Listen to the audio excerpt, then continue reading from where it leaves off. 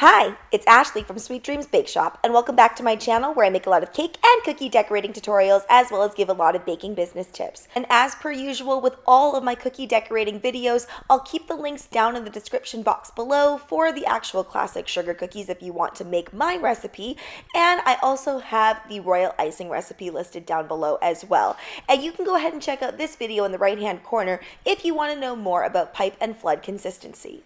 So if you're new to my channel, welcome. I've been sugar cookie decorating for a long time, and one of the big changes that I made about 3/4 of the way through sugar cookie decorating is I always use tipless piping bags. I used to use the metal tips a lot, but I just found that I got a lot of curling with it, but most of all, I would get clumps in there. Now, I will say that I do not sift my icing sugar, but ever since I've started using my KitchenAid to actually whip up the royal icing, I don't tend to get as many clumps, but if I do get some sort of weird chunk in there, using a tipless piping bag allows me to be able to get that out very quickly and easily without having to, unfill and refill.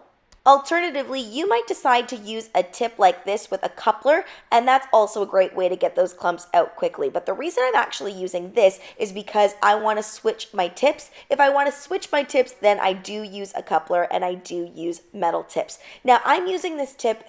This is very typical of me where I really want to make a product work, but I haven't quite found the exact way to work with that product. So this tip came in a set, and I still don't really know if I'm convinced that this is the way I want to use it, but it gets the job done. I highly recommend, if you don't have this tip, which many of you might not, go for a star tip. You're going to be able to kind of get the same look. Obviously, this consistency is a lot thicker than what we used to cover the cookie. That was pipe and flood consistency. This is piping consistency, the exact same consistency I'm using here. You can see I've switched over to a number 2 tip now. And in order to get this consistency of piping, by the way, all I did was I added a couple tablespoons of icing sugar and meringue powder, almost equal parts, until I got the texture that I wanted. And I do whip that up quite a bit just so that it's nice and light and fluffy and it's not super chunky and concrete like when I try to actually pipe with it. I'm in love with this mat that the Cookie Countess sent me because it really saves my countertop. Also, my airbrush machine is from the Cookie Countess as well. I will put in the pinned comment below where you can find all of these things, and I will also provide the coupon code. I'm using all different colors of airbrush today, Americolor, Cookie Countess. These are all great options for you. As long as it's nice and liquidy, you're probably going to be just fine. I used to often mix liquid gel with a little bit of vodka, and honestly, it would clog my machine all of the time. That's kind of a last resort method, and if you're going to do it, you need to add a lot more vodka than you think. And if you don't want to use vodka, you can use lemon extract, but I will say that I find the lemon extract disappears more than the vodka does. Now, you could do this several ways. I'm lazy and I like to make sure that things are as expedient as possible, so I don't clean my airbrush in between. And when you're doing this, just put the tiniest drop of airbrush in there because a little bit goes a long way. Now, when you add an airbrush color to another airbrush color, surprisingly, it doesn't get all that muddied or mixed, unless I guess you physically mix it. But when you're just placing it into your airbrush machine, it's gonna just come and flow out the next color. And that's really helpful when we're doing something like a rainbow. Now, at first I was protecting the rest of the cookie from the airbrush, but I actually kind of liked that look where things were seeping into that white a little bit. I found it gave it a more mystic feel. Going in with this piping consistency, and if you're a little bit intimidated by this portion, just keep in mind that your layer underneath should be fairly dry using the dehydration technique, which you can check out in this right hand corner. So if you really mess it up, you can scrape it off. Then I'm going to go ahead and add a generous portion of this edible glitter, and this is edible glitter. This isn't like back in the day when we used to use disco dust that wasn't actually FDA approved. This is edible glitter and you can consume it.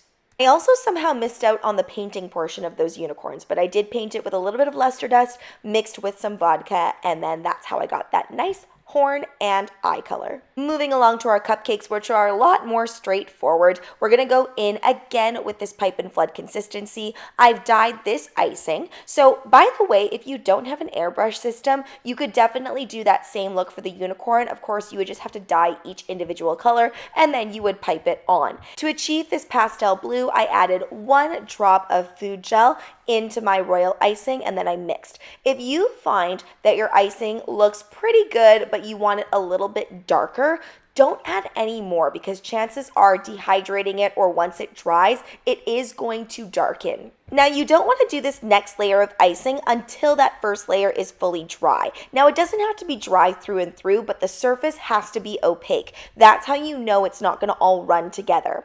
Same technique we're going to use for the icing on the cupcake. Now you can choose to do whatever pattern you like. I like this swooping pattern. It makes it look like it was piped on by a really big icing tip, which I like on regular cupcakes. So I'm going to go ahead and go with this pattern, but you could do little clouds on top. Whatever you do though, in order to give it differentiation, you need to make sure that you don't let everything run together. If you do, it's just going to look like a blob on top of your cupcake.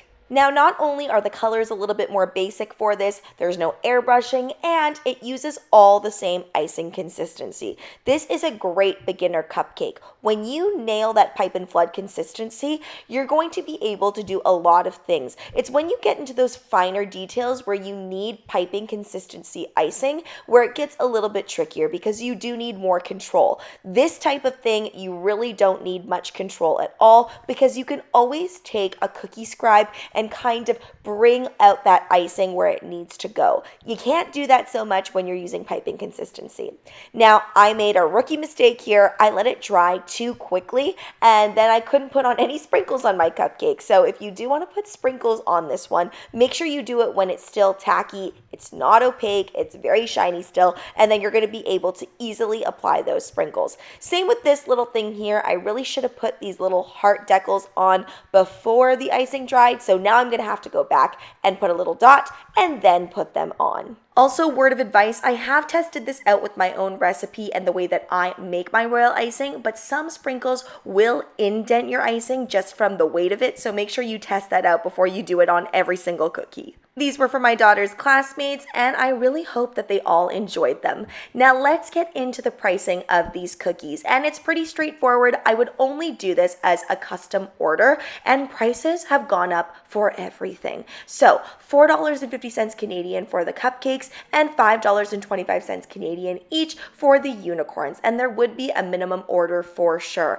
Now let's get into the subscriber submission of the video. These look so delicious. I love strawberry flavored things, so it's not that hard of a sell for me, but be sure to go and drop them a like and drop them a comment on Instagram. And if you want to be the next subscriber submission of the video, then please follow me at SD Bake Shop on Instagram, where you can either tag me in a photo or send me a photo. Any and all dessert levels are welcome.